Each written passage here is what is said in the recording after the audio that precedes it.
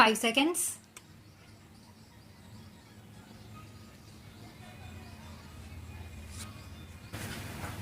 Mr. Vice Chairman, sir, I was submitting in the forenoon session that political defections have become a moral feature of our political and public life. I hope after this Constitution Amendment Bill adopted, we will get rid of this bad thing which has been happening in our public life. I was also saying that a good move has been made by the party in power. After all, a democratic government is not a government by majority. It is not a majority rule which operates. In the real sense, the party in power should take the parties in opposition into confidence.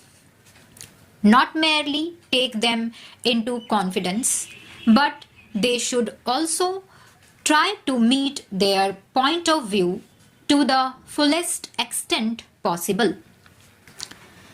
This is the way democracy operates. This is the system which we have inherited from our ancestors, which used to be in the form of panchayat system.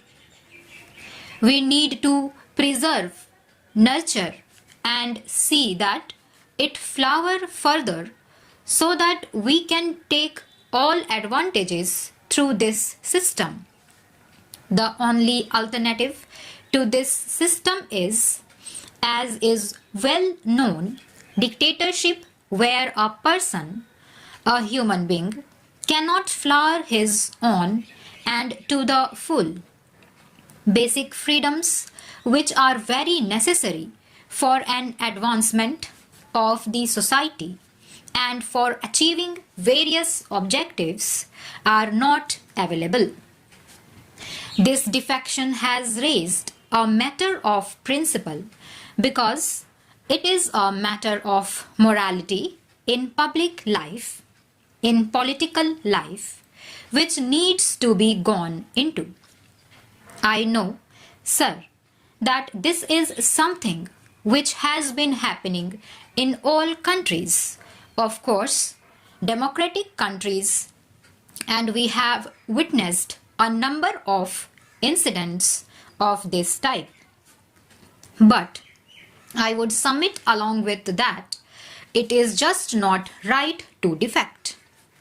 I think there is something more than that which also we should try to understand.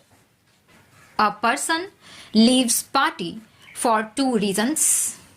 One is that it is a matter of principle or certain basic policy or a program against which the party is trying to go. It might have been enshrined in the Constitution, in the policies and programs, but still the occasions do arise when the parties go against their very principles and policies. It is only under circumstances that there are certain persons, members, who are more loyal to the basic principles rather than to the institution or a party, who raise the question of freedom of conscience. After all, political party is an instrument to achieve something. It is not an end by itself. If you like, from this point of view, the right to dissent or even to leave is a basic right which should exist in any democratic society.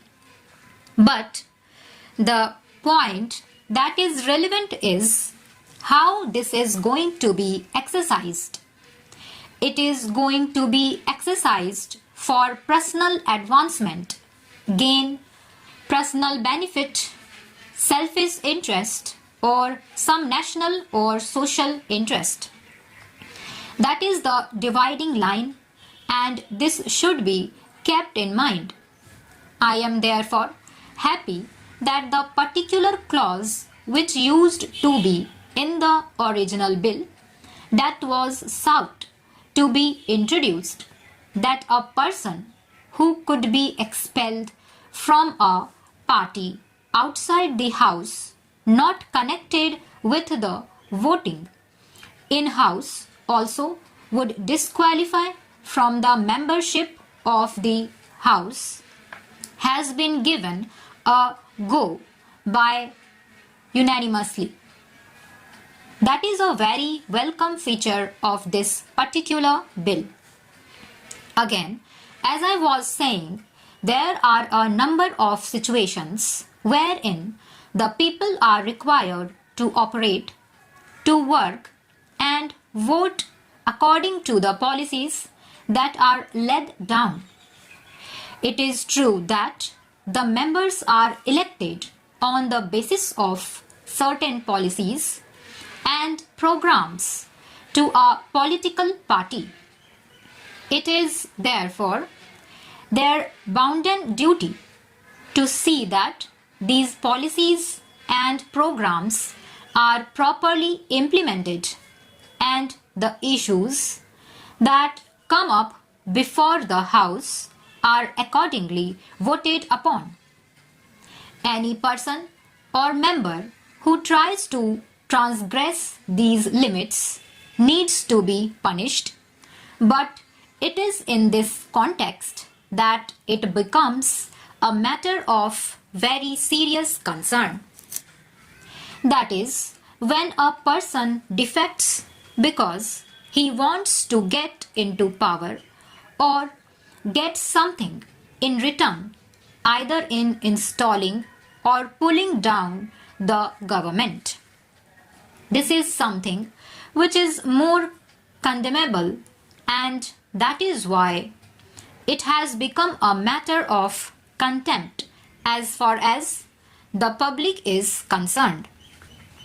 But sometime I do wonder, sir, that if defection is given a go by for all the time to come, and in all the countries probably the great men who have appeared on the scene in history might not appear anymore.